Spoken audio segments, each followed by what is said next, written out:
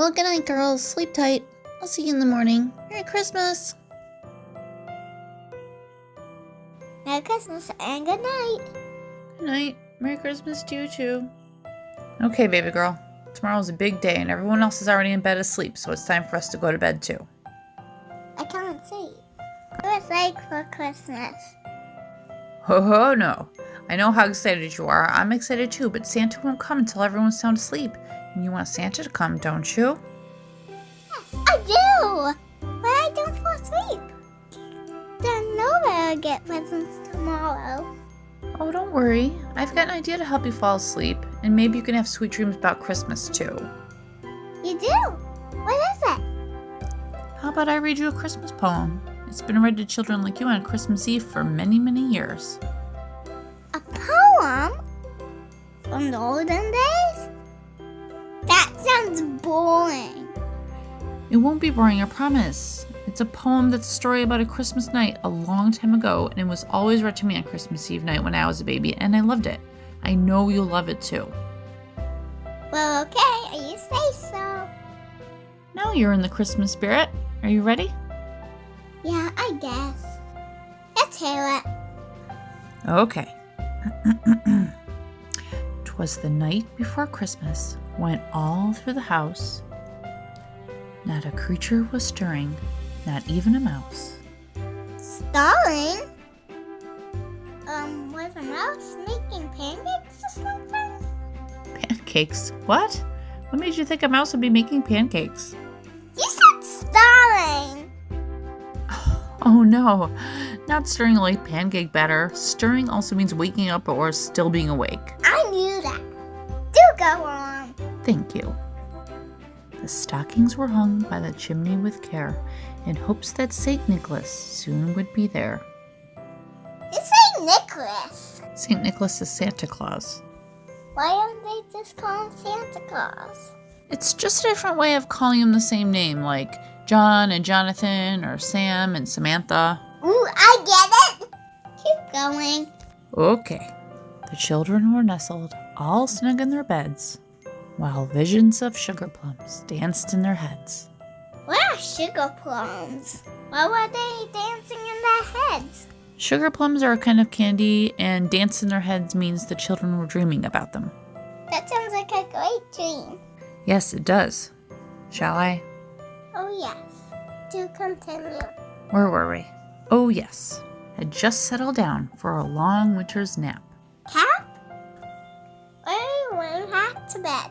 People wore nightcaps back then to keep their heads warm, I guess. They didn't have radiators in the olden days, they had fireplaces, and you can't keep a fire going when you're asleep. Ah. When out on the lawn, there arose such a clatter. I sprang from my bed to see what was the matter.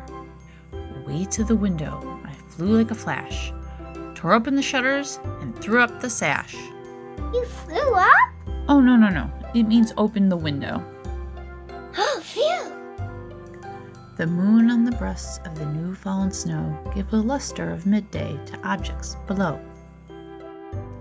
When what to my wondering eyes should appear but a miniature sleigh and 8 tiny reindeer, with a little old driver so lively and quick, I knew in a moment it must be Saint Nick.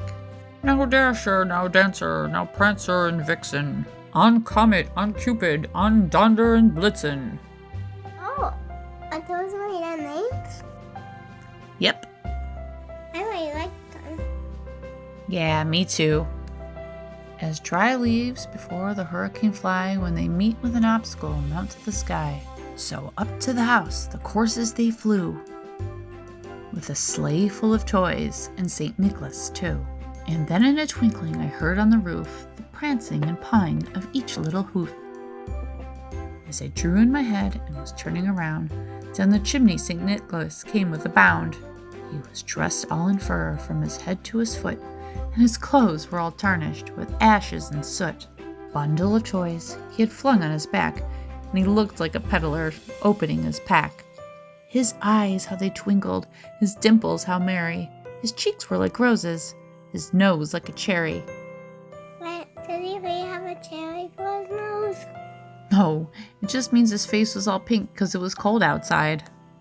Oh yeah, that happened to me. voice sometimes. Yeah, me too. He's reading. His droll little mouth was drawn up like a bow, and the beard on his chin was as white as the snow. He had a broad face and a round little belly that shook when he laughed like a bowl full of jelly. He was jolly and plump, a right jolly old elf, and I laughed when I saw him in spite of myself. He spoke not a word, but went straight to his work, and filled all the stockings, then turned with a jerk. Then laying a finger on the side of his nose, up the chimney he rose. He sprang to his sleigh, to his team gave a whistle, and away they all flew like the down of a thistle. But I heard him exclaim as he drove out of sight, "Merry Christmas to all, and to all a good night." So, what did you think?